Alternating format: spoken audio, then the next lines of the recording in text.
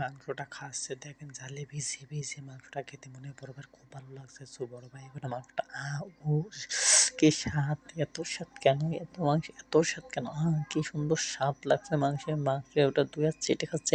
ছোট ভাই তো ঢেকে আগুন, ছোট ভাই এখন দেখা যাচ্ছে ঢেকে রেখে কি করছে দেখা যাক।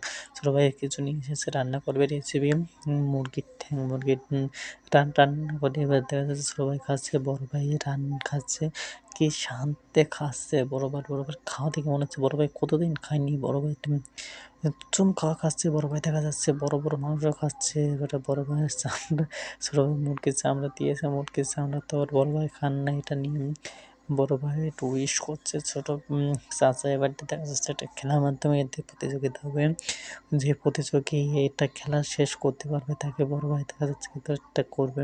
বড় ভাই খেলা তো পারছে না, এবার দেখা যাচ্ছে ছোট ভাইকে দিয়ে দেওয়া হলো। ছোট ভাই এখন এগুলো মজা করে খাবে। এখন আছে এটা খাওয়ার প্রতিযোগিতা ছিল, আমি জানতাম না।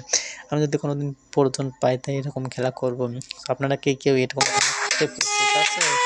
তো এটা দেখানো হবে পরে পর্বে।